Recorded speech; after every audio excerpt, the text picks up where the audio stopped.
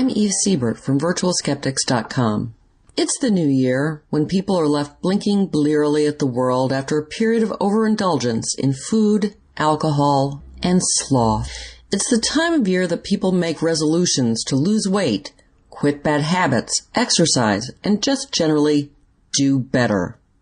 And it's the time of year that Gwyneth Paltrow's idiotic Goop exploits those concerns and resolutions by selling people ridiculously overpriced products that do no good but can cause great harm.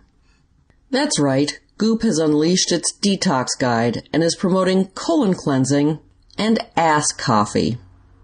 Dr. Jen Gunter has posted a takedown of this idiocy on her blog, and that post was picked up by The Guardian.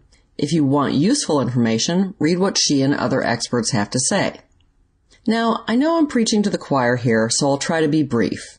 If your liver and kidneys are working properly, your body is self-detoxing. No ass coffee required. If your liver and kidneys aren't working properly, see a real doctor. In person. Do not put coffee up your ass. While the body in general is self-detoxing, the colon is self-cleansing. Now, you can think of liver function as a sort of background program that does its job without you consciously noticing it most of the time. Good for you, liver, unsung hero of the body.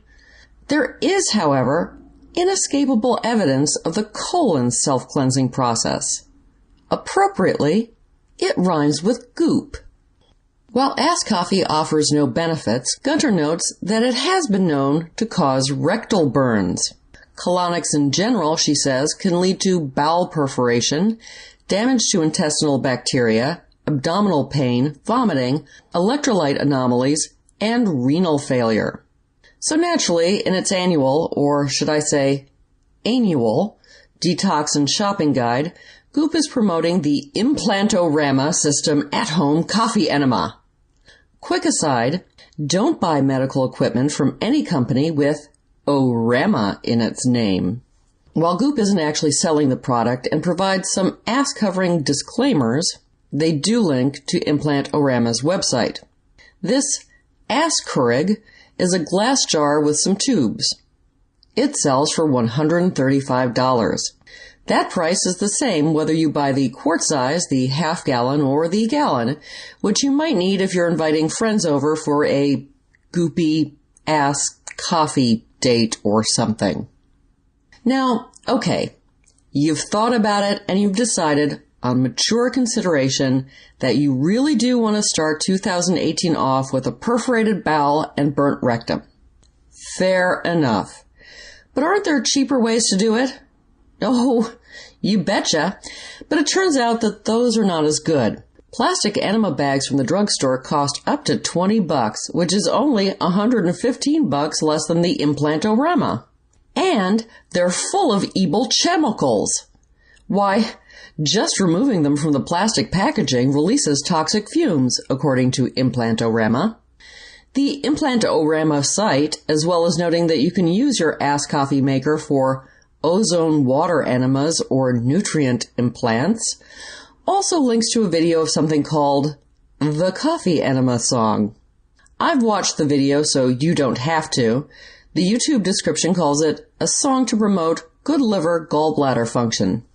It concludes with the haunting lyrics, "Coffee enema, stick it where the sun don't shine, and boys and girls, will you feel fine?"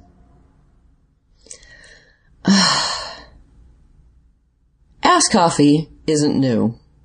Wikipedia says colon cleansing goes back to the ancient Egyptians, although they don't cite a source.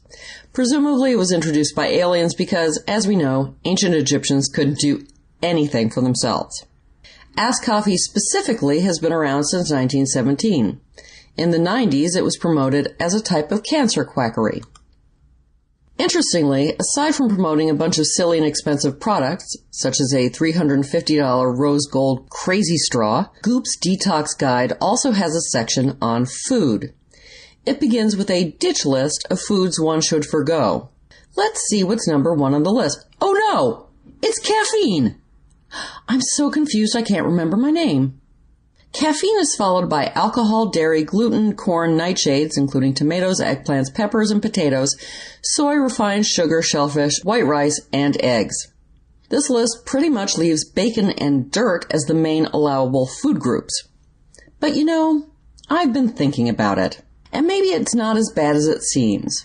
We know that Goop thinks eggs are okay if they're made of jade and you stick them in your vagina.